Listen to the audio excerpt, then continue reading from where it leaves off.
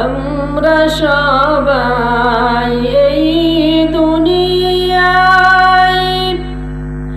ওই কবর বাড়ির প্যাসেঞ্জার। ঠিক কিনা বলেন?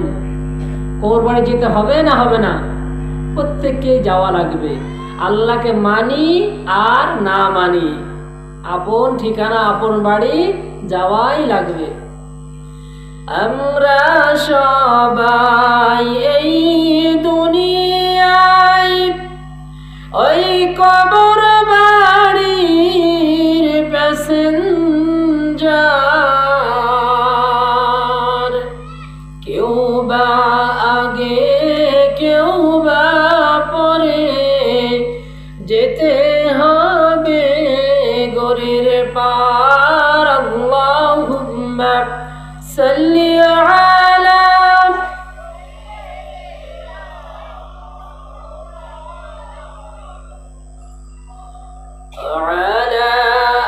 আলি সাইয়্যিদিনা মাওলানা মুহাম্মদ। আলহামদুলিল্লাহ, সমস্ত প্রশংসা সেই মহান রব্বুল আলামিনের জন্য, যে রব আমাদেরকে অত্র এলাকার মধ্য থেকে হাতে গুনে বাছাই করে জান্নাতের বাগিচায় আসার এবং বসার তৌফিক দান করেছেন। নাকি বলেন? আমরা কি এমনি এমনি চলে এসেছি? আল্লাহ আমাদেরকে আসার তৌফিক দিয়েছে, তাই আমরা আসতে পেরেছি। এই কারণে সেই রবের শুকরিয়া আদায় করছি, সকলেই বলছি আলহামদুলিল্লাহ। অতঃপর দুরুদ ও তাসলিমাত বর্ষিত হোক সাইয়্যিদুল মুরসালিন খাতামুন নবিয়্যিন, সমস্ত নবীদের নবী যিনি, সমস্ত রাসূলগণের রাসূল, যার শাফাআত ছাড়া কাল কিয়ামতের কঠিন বিভীষিকাময় ময়দানে কেউ জান্নাতে যেতে পারবে না। আমরা যখন কবরে লাশ রাখি তখন কি বলি? বিসমিল্লাহি ওয়া আলা মিল্লাতি রাসূলিল্লাহ। কিন্তু দুনিয়াবী জীবনে রাসূলের আদর্শ আমরা মানি না। নাকি বলে? আসলে উচিত ছিল দুনিয়াবী জীবনে রাসূলকে আদর্শ হিসাবে মানা। নাকি বলেন? কিন্তু আমরা মুসলমান হই মৃত্যুর পরে। মৃত্যুর পূর্বে পর্দা নাই, আর মারা যাওয়ার পর পর্দা আরো বেড়ে যায়। নাকি বলেন? মৃত্যুর পূর্বে দুলাভাইয়ের হোন্ডাতে শালি চলে যাচ্ছে, কিন্তু যদি মৃত্যুর পর যদি ওই দুলাভাই বলে আমি গোসল দিব, জনগণ দিবে? দিতে কেন দিবে না? মৃত্যুর পর আর দিবে না, কিন্তু জীবিত অবস্থায় ঠিকই কিন্তু একসঙ্গে থাকতে যাচ্ছে, সব কিছু করতে দিচ্ছে। তাই রাসূলের আদর্শ বাস্তবায়নের জন্য যারা আমরা এখানে হাজির হয়েছি, রাসূলের উপর দুরূদ পড়ি, সকলে বলি সাল্লাল্লাহু আলাইহি ওয়াসাল্লাম। সম্মানিত হাজিরিন, আমি আপনাদের সামনে কোরআনুল কারীমের একটি আয়াতে কালিমা তেলাওয়াত করেছি সূরা লুকমান থেকে, এবং আল্লাহ রাসূলের অসংখ্য হাদিসের মধ্য থেকে ইবনে মাজাহ না আহমদ শরীফের একটি হাদিস 22,075 নম্বর হাদিস, লম্বা একটি হাদিস তেলাওয়াত করেছি। এর উপর সংক্ষিপ্ত কিছু কথাবার্তা আলোচনা করব। ওমা তাওফীক ইল্লা বিল্লাহ আলাইহি তাওয়াক্কালতু ওয়া ইলাইহি উনীব। সকলে আল্লাহুম্মা আমিন। আজকের আলোচ্য বিষয়, এটা আমাদের প্রত্যেকের প্রয়োজন। এই বিষয়ে অনেক প্রশ্ন আপনাদের জাগবে এবং এর মধ্যেই উত্তর রয়েছে। আল্লাহ রাসূল মুআয ইবনে জাবাল হাদিসটি বর্ণনা করেছে। এই হাদিসে 10টি বিষয়ে আল্লাহ রাসূল ওসিয়ত করেছেন। عن معاذ رضي الله تعالى عنه قال أوصاني رسول الله صلى الله عليه وسلم ب10 كلمات হযরত মুআয ইবনে জাবাল রাদিয়াল্লাহু তাআলা আনহু বলেন, আওসানি, আমাকে ওসিয়ত করেছেন রাসূলুল্লাহ সাল্লাল্লাহু আলাইহি ওয়াসাল্লাম, আল্লাহ রাসূল আমাকে ওসিয়ত করেছেন বিআশরি কালিমাতিন, 10টা বিষয়ে ওসিয়ত করেছেন। এই 10টা বিষয় কখনো পরিহার করা যাবে না। এর মধ্যে 1 নাম্বার হচ্ছে যে লা তুশরিক বিল্লাহি শাইআ, আল্লাহর সঙ্গে কাউকে শিরিক করা যাবে না।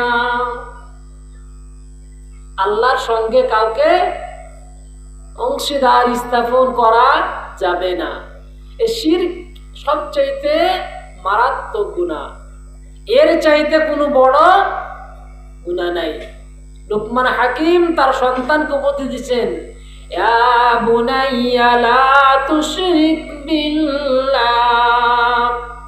وإذ قال لقمان لابنه وهو يعظه يا بني لا تشرك بالله। হযরত লোকমান হাকিম তার সন্তানকে ওসিয়ত করছেন, বলছেন, ইয়া বুনাইয়া, হে আমার কলিজার টুকরা সন্তান, লা তুশরিক বিল্লাহ, আল্লাহর সাথে শিরিক করিও না। আল্লাহর সাথে কাউকে শরীক করা যাবে না। এটা সবচাইতে বড় গুনাহ। ইন্নাশ শিরকা লাযুলমুন আযীম, নিশ্চয় শিরকটা হচ্ছে সবচাইতে বড় জুলুম, এর চাইতে বড় জুলুম আর নাই। আমাদের সৃষ্টি করেছেন কে? রিজিক দেন কে? লালন পালন করেন কে? হায়াত দিয়েছেন আল্লাহ, মৃত্যু দিবেন আল্লাহ। কুল ইন্না সালাতি ওয়া নুসুকি ওয়া মাহইয়ায়া ওয়া মামাতি লিল্লাহি রাব্বিল আলামিন। কুরবানির ঈদে যখন গরু জবাই করি তখন এই দোয়াটা পাঠ করি, ওখানে পর্যন্ত শেষ। কি বললাম এখানে? আল্লাহ তাআলা তার হাবিবকে বলছেন, কুল, হে রাসূল আপনি বলুন, ইন্না সালাতি, নিশ্চয় আমার সালাত, ওয়া নুসুকি, আমার কুরবানি, ওয়া মাহইয়ায়া, আমার জীবন, ওয়া মামাতি, আমার মৃত্যু, লিল্লাহি রাব্বিল আলামিন, সারা জাহানের রব একমাত্র আল্লাহর জন্য।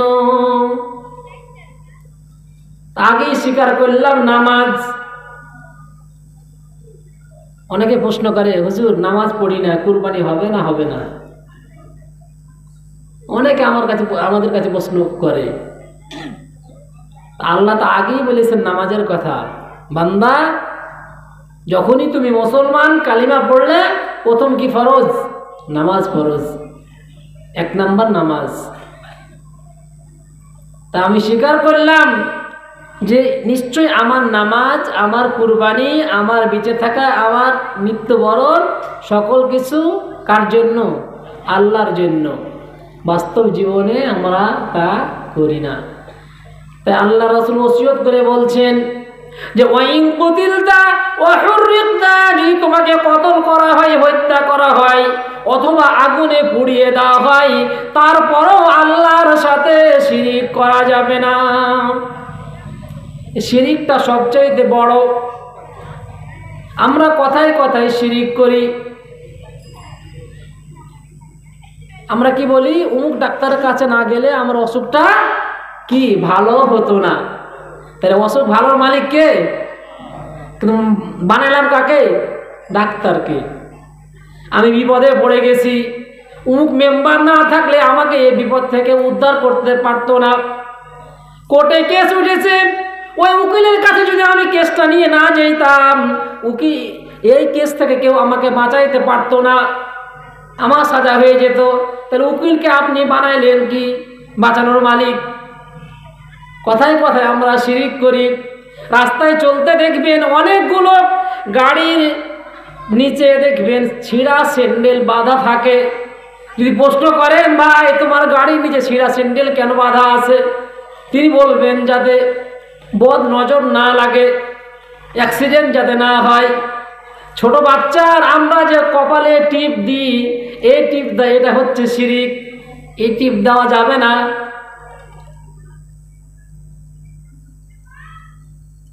কতগুলো শিরকের কাজ আমরা করি। এই শিরিক সম্পর্কে কথা বলতে গেলে অনেক সময় চলে যাবে।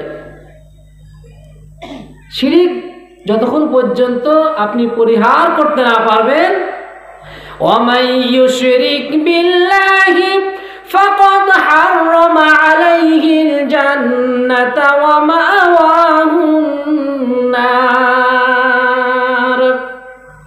আল্লাহ তাআলা বলেন, ওয়ামাই ইউশরিক বিল্লাহ, যে ব্যক্তি আল্লাহর সাথে শিরিক করবে, ফাকাদ হারামাল্লাহু আলাইহিল জান্নাহ, তার জন্য আল্লাহ তাআলা জান্নাত হারাম করে দিয়েছেন।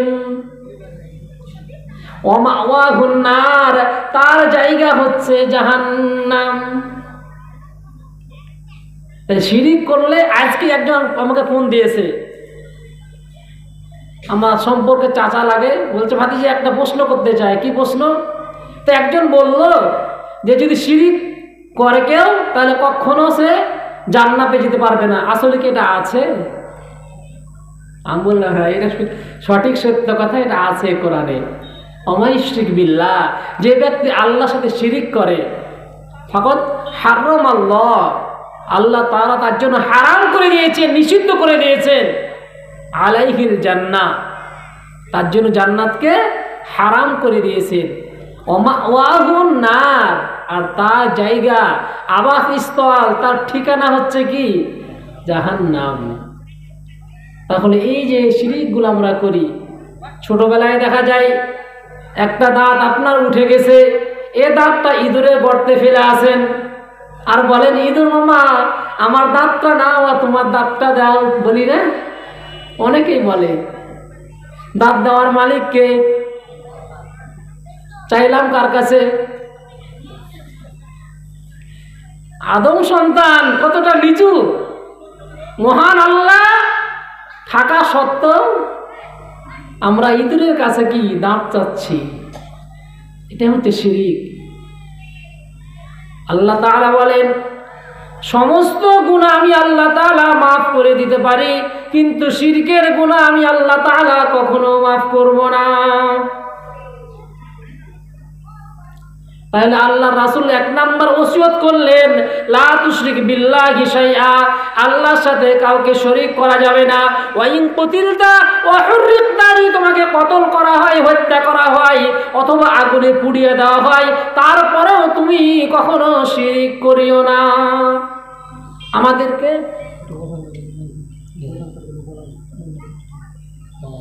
আচ্ছা দোকান, আচ্ছা,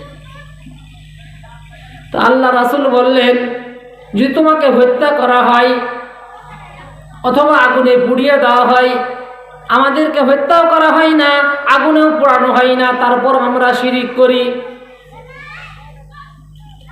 এক নাম্বার কারণ, সম্মানিত উপস্থিতি, যারা এদিক ওদিক ঘোরাফেরা করছেন বা দোকানে আড্ডা দিচ্ছেন, গল্প গুজব করছেন, আপনাদের দৃষ্টি আকর্ষণ করছি, আপনারা আমাদের মাহফিলে চলে আসুন।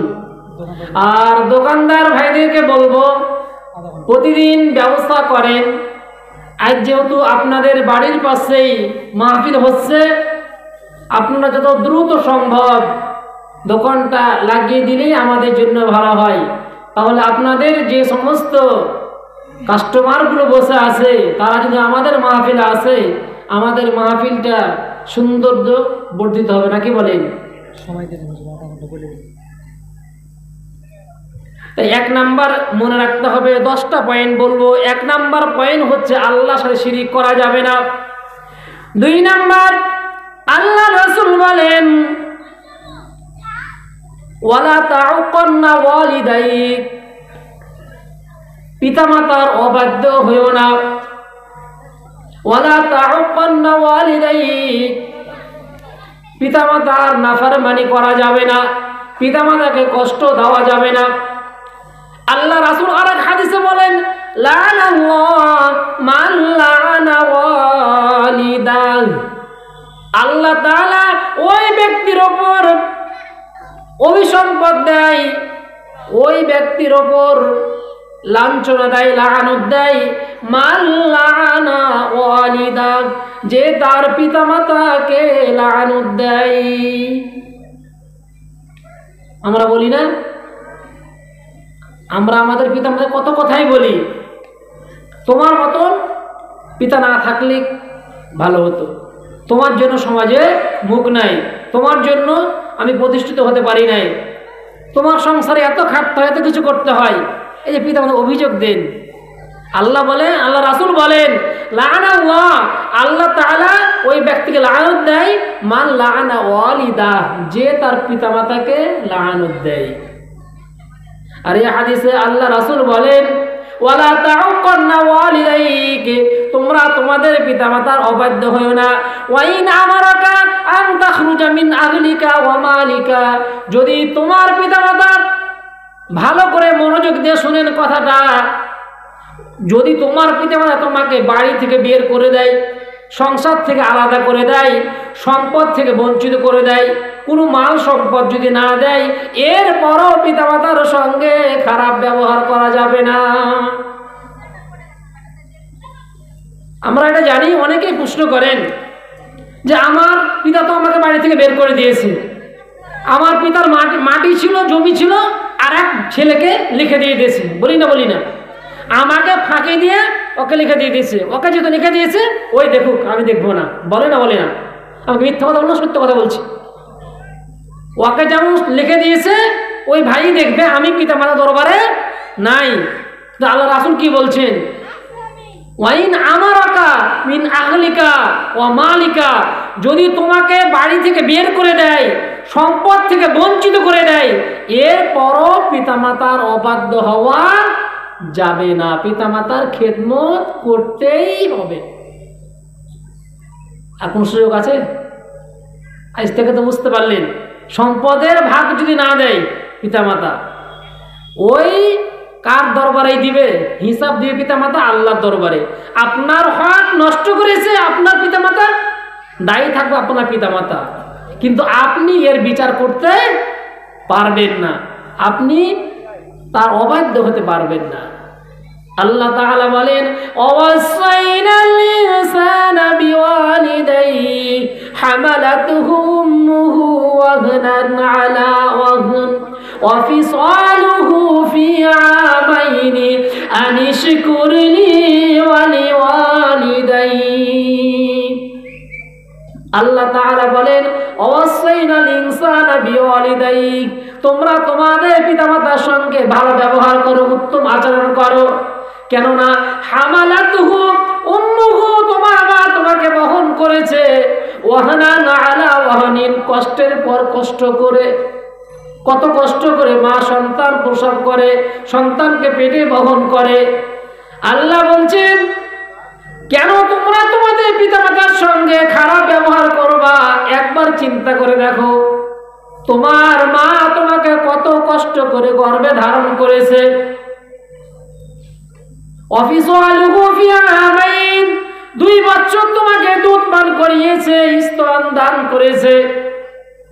এরপরও তুমি কেমন করে তোমার পিতামাতার অবাধ্য হতে পারো, পিতামাতার কথা অমান্য করতে পারো? কোশ্চিন কালো পিতামাতার অবাধ্য হওয়া যাবে? কখন অবাধ্য হওয়া যাবে? পিতামাতার অবাধ্য হয়ে কেউ কখনো জান্নাতে যেতে পারবে না। আল্লাহ রাসূল বলেন, রিদার রাব্বি ফি রিদাল ওয়ালিদাইন ওয়া সাখাতুর রাব্বি ফি সাখাতিল ওয়ালিদাইন। পিতামাতার সন্তুষ্টিতে আল্লাহ তাআলার সন্তুষ্টি, আর পিতামাতার অসন্তুষ্টিতে আল্লাহ তাআলার অসন্তুষ্টি। পিতামাতার যদি অবাধ্য হয়ে যান, আল্লাহ তাআলা কখনো পাবেন না। আল্লাহ তাআলা অন্য জায়গায় বলছেন, ওয়া কাদা রাব্বুকা আল্লা তা'বুদু ইল্লা ইয়্যাহু ওয়া বিল ওয়ালিদাইনি ইহসানা। তোমার রব ফয়সালা করে দিয়েছেন।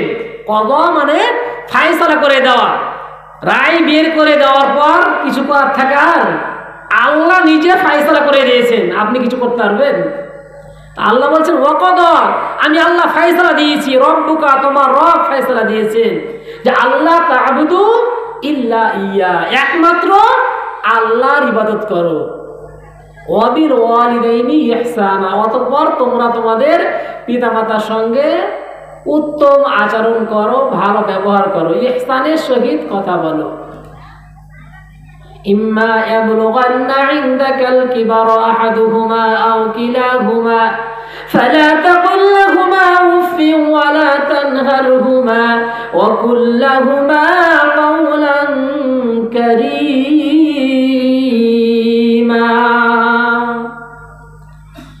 ফালা তাকুল লাহুমা উফ, এমন কথা বলিও না তাদের সঙ্গে যে তারা উফ শব্দটা যেন না বলে।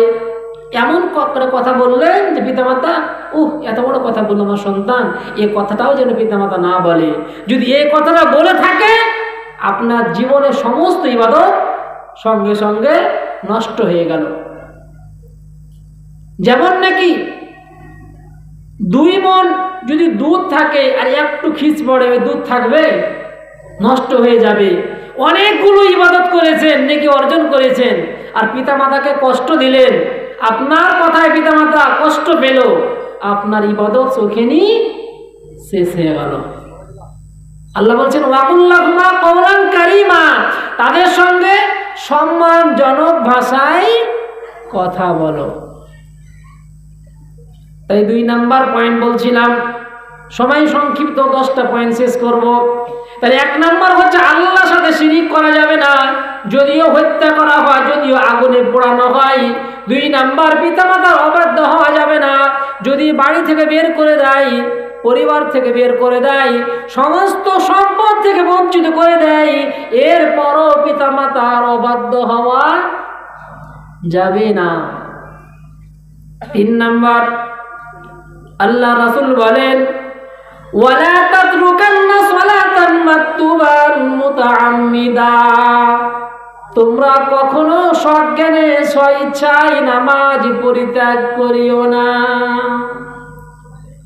কখনো সজ্ঞানে নামাজ ছাড়া যাবে না, ইচ্ছাকৃতভাবে কখনো নামাজ পরিত্যাগ করা যাবে না। যদি পরিত্যাগ করেন, আল্লাহ রাসূল বলেন ফাইন্না মান তারাকা সালাতান মাকতুবাতান মুতাআম্মিদান ফাকাদ বারিআত মিনহু যিম্মাতুল্লাহ,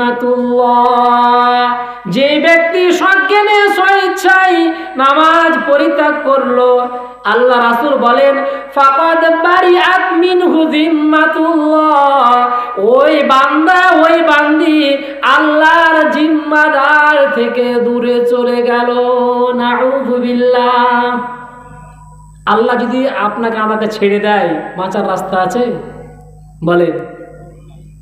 তাহলে 1 ওয়াক্ত নামাজ ছেড়ে দিলে আল্লাহ রাসূল বলেন ফাকাদ বারিআত মিনহু যিম্মাতুল্লাহ, আল্লাহর জিম্মাদারে ওই বান্দা বান্দি থাকে না। কত ওয়াক্ত নামাজ কাজা করলাম, কত ওয়াক্ত নামাজ পরিত্যাগ করলাম, 4 স্টলে বসে আছি, আজান হচ্ছে, গল্প করতেই আছি, কখন নামাজের ওয়াক্ত পার হয়ে চলে যাচ্ছে। মুয়াজ্জিন ফজরের আজান দিচ্ছে, বিছানায় ঘুম পাড়ছি, ফজরের ওয়াক্ত চলে গেল। এই যে আপনার জীবন থেকে এক এক করে সময় অতিবাহিত হয়ে চলে যাচ্ছে, ফিরে আসবে? ফিরে আসবে কখনো? সম্ভব? কোনদিন কালও ফিরে আসবে না। তা আল্লাহ রাসূল 3 নাম্বার ওসিয়ত করলেন যে সালাতান মাকতুবান মুতাআম্মিদান, সজ্ঞানে স্বইচ্ছায় নামাজ ছাড়া যাবে না। যদি ছাড়ো আল্লাহ তোমাকে ছেড়ে দিবে, আল্লাহ তোমার জিম্মাদারে নিবে না, আল্লাহ তোমার জিম্মাদার হবে না। আল্লাহ যদি কারো জিম্মাদার না হয়, বাঁচার কোন রাস্তা আছে? বলেন আছে? মনে রাখতে হবে। কয়টা গেল? 3টা। আল্লাহ রাসূল বলেন মান তারাকা সালাতাম মুতাআম্মিদান ফাকাদ কাফার, যে ব্যক্তি সজ্ঞানে স্বইচ্ছায় 1 ওয়াক্ত নামাজ ছেড়ে দিল, সেই ব্যক্তি কুফরি করলো, কাফের হয়ে গেল। বাইনাল আবদি ওয়াল কুফরি তারকুস সালাহ, আল্লাহ বান্দা আর কাফেরের মধ্যে পার্থক্য হলো নামাজ।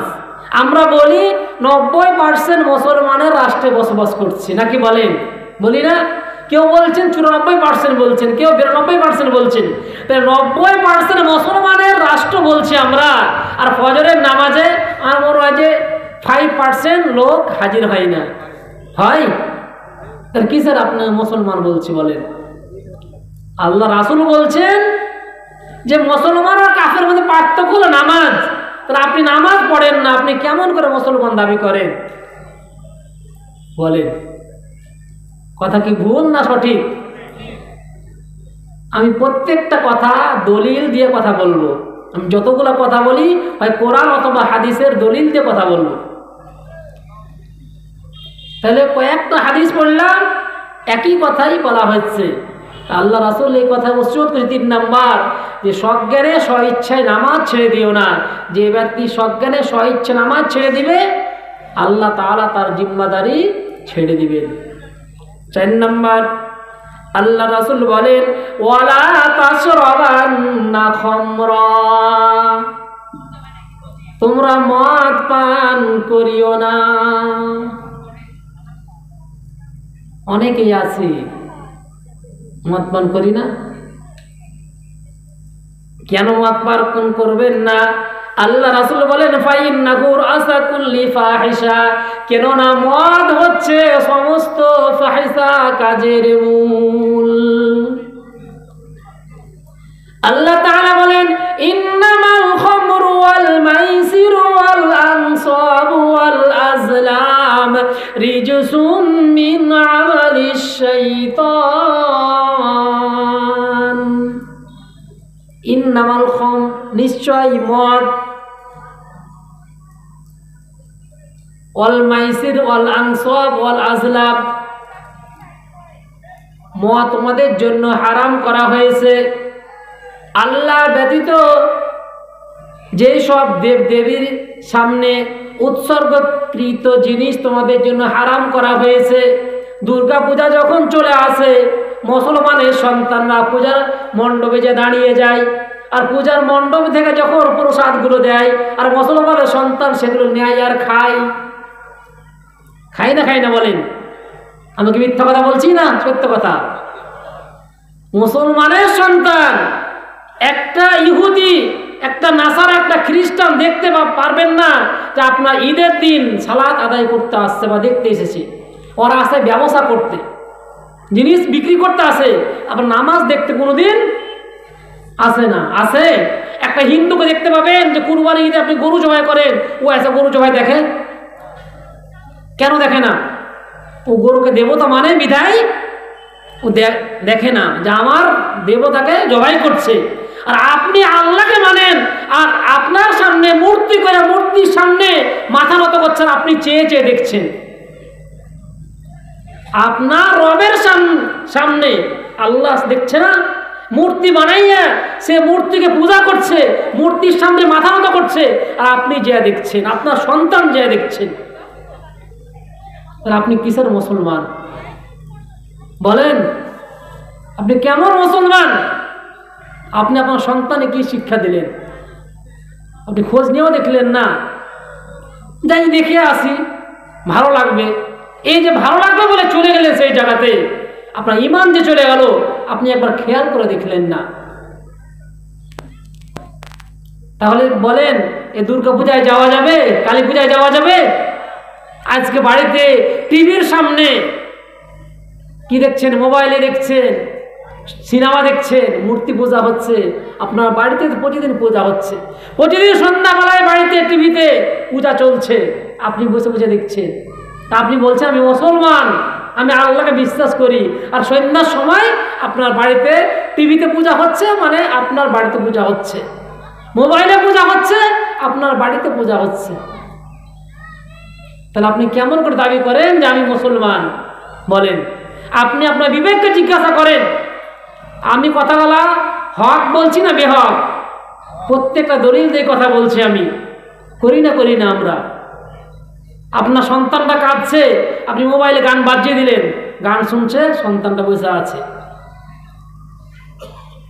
আল্লাহ তাআলা বলেন ওয়াইদা তুতলা আলাইহি আয়াত آياتنا ولا مستكبرا كأن لم يسمعها كأن في أذنيه وقرا فبشره بعذاب أليم ومن الناس من يقول آمنا ومن الناس من يشتري لهو الحديث ليضل عن سبيل الله بغير علم ويتخذها هزوا أولئك لهم عذاب مهين আল্লাহ তাআলা কোরআনের অসংখ্য জায়গায় বলছেন তাদের জন্য কঠিন আযাব রয়েছে, চিরস্থায়ী আযাব রয়েছে। কারণ যারা গান শুনবে, আল্লাহ রাসূল বলেন যারা এই দুনিয়াতে গান শুনে কাল কিয়ামতের ময়দানে তারা শুকুর অবস্থায় উঠবে। নাউযুবিল্লাহ। অথচ গান কত প্রিয় আমাদের। মোবাইলের রিংটোনটা মুসলমানের সন্তান, মুসলমানের বাচ্চা মোবাইলে মসজিদ নামাজ পড়ছেন, রিং বাজলে গান বাজে আপনার মোবাইলে। অনেক সময় তো ভুল হতে পারে যে মোবাইল বন্ধ করতে বা সাইলেন্ট করতে, আপনার মোবাইলে গান বাজছে, গোটা মসজিদের মানুষের কি হবে বলেন?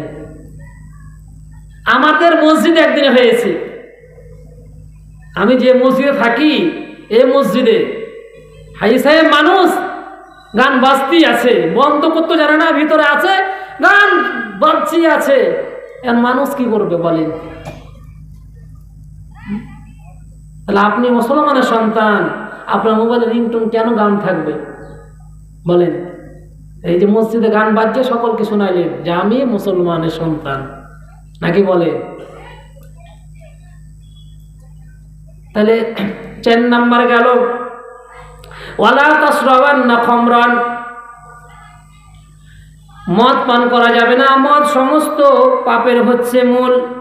এরপর আল্লাহ রাসূল বলেন ওয়াইয়াকা ওয়াল মাসিয়া, তোমরা গুনাহকে ঘৃণা করো, গুনাহ থেকে বেঁচে থাকো, অশ্লীলতা থেকে বেঁচে থাকো, অন্যায় থেকে বেঁচে থাকো, অপরের গীবত করা থেকে বেঁচে থাকো, পরের অন্যায় করা থেকে বেঁচে থাকো, যে কোনো গুনাহ মাসিয়া। ওয়াইয়াকা ওয়াল মাসিয়া, তোমরা অশ্লীলতা থেকে বেঁচে থাকো, খারাপ কাজ থেকে বেঁচে থাকো। কেননা আল্লাহ রাসূল বলেন ফাইন্না বিল মাসিয়াতি হাল্লা সাখাতুল্লাহি আযজা ওয়া জাল, কারণ অশ্লীলতা আল্লাহর রাগকে বৃদ্ধি করে দেয়।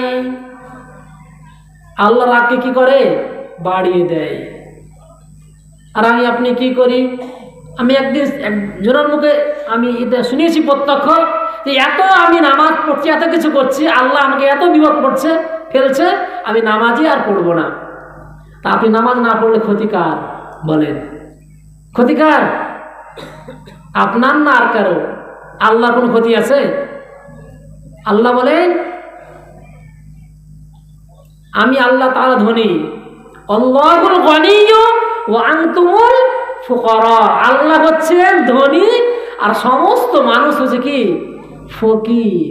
আল্লাহর কাছে কি মুখাপেক্ষী? আল্লাহ কারো মুখাপেক্ষী নন। আল্লাহ বলেন তুমি ইবাদত করো তোমার জন্য করো, তুমি আমার নাফরমানি করো তোমার জন্য করো, আমার কোনো কিছু যায় আসে না। আল্লাহ কিছু যায় আসে বলেন? আল্লাহর কোনো ক্ষতি হবে? আল্লাহর ক্ষমতা কমে যাবে? দুনিয়ার সমস্ত মানুষ যদি আল্লাহ ইবাদত না করেন আল্লাহর পাওয়ার কি কমে যাবে বলেন? আল্লাহর যে ক্ষমতা আছে এই ক্ষমতাই কমবে? আর যদি সকলেই ইবাদত করেন আল্লাহর ক্ষমতা যা আছে বেড়ে যাবে? আল্লাহ যেখানকার সেখানেই থাকবেন, আল্লাহর কমবেও না বাড়বেও না, আল্লাহ যেমন আছেন তেমনই থাকবেন। আল্লাহ বলেন তুমি যা কিছু করো তোমার জন্য করো, আর যা কিছু করবা তার প্রতিদান আমি আল্লাহ তাআলা তোমাকে ফেরত দিব। তাহলে 5 নাম্বার কি হলো? যে তুমি গুনাহ থেকে বেঁচে থাকো, কেননা গুনাহ আল্লাহর রাগকে কি করে? বাড়িয়ে দেয়। এরপরে আল্লাহ তাআলা বললেন, আল্লাহ রাসূল বলেন ওয়াইয়াকা ওয়াল ফিরারা মিনাজ যাহাব, যুদ্ধের ময়দানে যাওয়ার পর এই যুদ্ধের ময়দান থেকে কখনো ফিরে আসা যাবে না, জিহাদের ময়দানে যাওয়ার পর পিছনে পালিয়ে আসা কখনো যাবে না।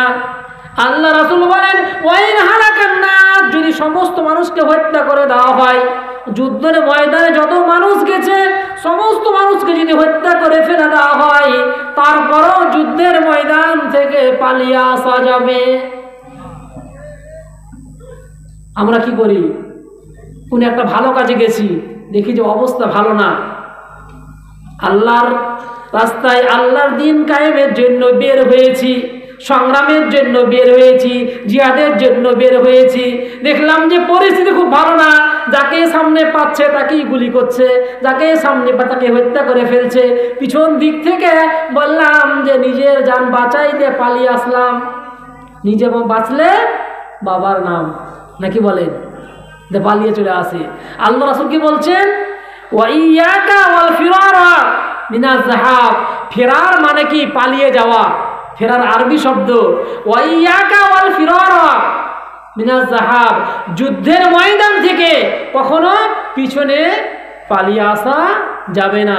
ওয়াইন হালাকান নাস, যদিও সমস্ত মানুষকে করে দেওয়া হয়, হত্যা করে দেওয়া হয়, সমস্ত মানুষ হালাক হয়ে যায়, সমস্ত মানুষ যদি কি হয়ে যায়, মৃত্যুবরণ করে, তারপরও যুদ্ধের ময়দান থেকে পালন করা যাবে না। লিল্লাহি তাকবীর। প্রধান বক্তার আগমন, প্রধান মেহমানের আগমন, লিল্লাহি তাকবীর। সম্মানিত হাজিরিন, এরপরে আল্লাহ রাসূল বলেন ওয়াইদা আসাবান নাসু মাউতান, যদি কোনো এলাকায় মহামারী হয়, সম্মানিত উপস্থিতি, যদি কোনো এলাকায় মহামারী হয়, রোগে আক্রান্ত হয়ে পড়ে, ও আনতা ফীহি, অতঃপর তুমি সেইখানে অবস্থান করো। আল্লাহ রাসূল বলেন যদি কোনো এলাকায় মহামারীতে আক্রান্ত হয়ে পড়ে, এরপর যদি তুমি আনতা ফীহি, তুমি সেখানে থাকো, ফাসবুত, তাহলে সেই জায়গাতে অবস্থান করো, মৃত্যুর ভয়ে সেই জায়গা থেকে পলায়ন করা যাবে না। কিছুদিন পূর্বে করোনা হলো না, মহামারী আসে না আমাদের দেশে, আসে না? আসে না? এই মহামারীতে আক্রান্ত এলাকায় যদি আপনি থাকেন, ওই এলাকা থেকে মৃত্যুর ভয়ে পালিয়ে যাওয়া যাবে না, সেখানেই অবস্থান করতে হবে। আর যদি এলাকায় না থাকেন, তাহলে এলাকায় প্রবেশ করা যাবে না। এরপর আল্লাহ রাসূল বলেন ওয়ানফিক আলা ইয়ালিকা মিন তাওলিক, তুমি তোমার পরিবারের জন্য তোমার সাধ্য মতো খরচ করো। এই কথাটার অর্থ অনেক হতে পারে। তোমার পরিবারের জন্য তোমার উপার্জন যেরকম ক্ষমতা রয়েছে এই পরিমাণ খরচ করো। আপনার ইনকাম 10,000 টাকা, আপনি যদি পরিবারে 12,000 টাকা খরচ করেন, চলবে? বাঁচতে পারবেন? আপনাকে দিনার দায় ঋণের বোঝা ঘাড়ে করতেই হবে, তখন অবৈধ পথে ইনকাম করতে হবে। আবার দেখা যায় অনেক পরিবারে ইনকাম আছে ভালো, কিন্তু পরিবারের সদস্যদেরকে তেমন খাবার দেয় না, তেমন পোশাক দেয় না। আপনি সম্পদশালী, অর্থ আছে, আর আপনি ছেঁড়া পাঞ্জাবি, ছেঁড়া পোশাক পরে রাস্তায় চলছেন, এটাও রাসূল বলেন না, এটা কৃপণ। ওই ব্যক্তি কি কৃপণ। তা আল্লাহ রাসূল বলেন যে ওয়ানফিক আলা ইয়ালিকা মিন তাওলিক, তুমি তোমার সাধ্য মতো তোমার পরিবারের জন্য কি করো? খরচ করো। আল্লাহ যেটুকু সামর্থ্য দিয়েছে সে সামর্থ্য অনুযায়ী খরচ করো।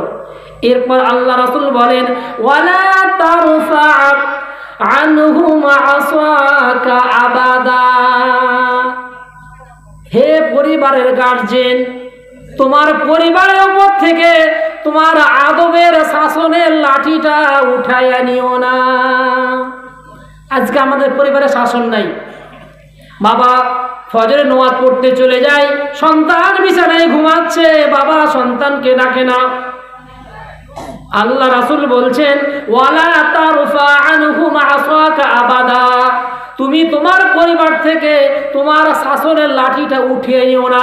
যদি এই লাঠিটা উঠিয়ে নাও, ওই পরিবারে তোমার কর্তৃত্ব থাকবে না, ওই পরিবারটা ধ্বংস হয়ে যাবে। স্বামী নামাজ পড়ে বাড়িতে আসছে, মাগরিবের নামাজ পড়া পর দেখছে বাড়িতে টিভি চলছে, স্ত্রী বসে বসে টিভি দেখছে। রাত্রিবেলায় বাড়িতে এসে দেখছে সন্তানটা মোবাইলে ফেসবুকে কি না দেখতে আছে। ওই বাড়িতে যদি আদব থাকে, শাসন থাকে, কখনো ওই বাড়িটা ইসলামী পরিবার ছাড়া অন্য কোনো জাহান্নামী পরিবার হতে পারে না। যতক্ষণ পর্যন্ত আদবের লাঠি থাকবে, শাসনের লাঠি থাকবে, ওই পরিবারে অন্যায় কাজ হতে পারবে। সর্বশেষ যেহেতু প্রথম অতিথি চলে এসেছেন, ব্যাখ্যা করবো না। ওয়াকিফহুম ফিল্লাহি আযজা ওয়া জাল। এরপরে আল্লাহ বলছেন, হে পরিবারের গার্জেন, তোমরা ওয়াকিফহুম ফিল্লাহ, তোমরা তোমার পরিবারকে আল্লাহর ভয় দেখাও। আল্লাহ ভয় দেখাও। সন্তানকে বলো, স্ত্রীকে বুঝাও, কেন নামাজ পড়বে না? আল্লাহ তোমাকে সৃষ্টি করেছে, আমাকে সৃষ্টি করেছে। মৃত্যু তো একদিন হবে, মৃত্যুর পর কবরে কি জবাব দিবা, হাসরে কি জবাব দিবা, কি অবস্থা সেই দিন হবে। পরিবারকে কি করেন? আল্লাহর ভয় দেখান, আযাবের ভয় দেখান, শাস্তির ভয় দেখান। কে বলছেন? আল্লাহ রাসূল। কয়টা কথা বললেন? ওসিয়ত করলে কয়টা? 10টা। আমরা পালন করবো তো? মনে আছে 10টা না ভুলে গেলেন? 1 নাম্বার, 10টা হয়নি? বলেন তো হয়েছে কিনা?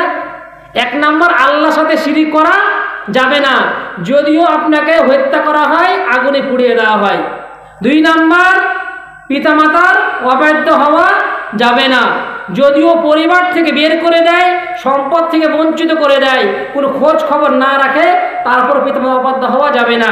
3 নাম্বার, সজ্ঞানে স্বইচ্ছায় নামাজ পরিত্যাগ করা যাবে না, কারণ যে ব্যক্তি নামাজ পরিত্যাগ করলো, আল্লাহ তাআলা তার জিম্মাদারিতে তাকে রাখেন না।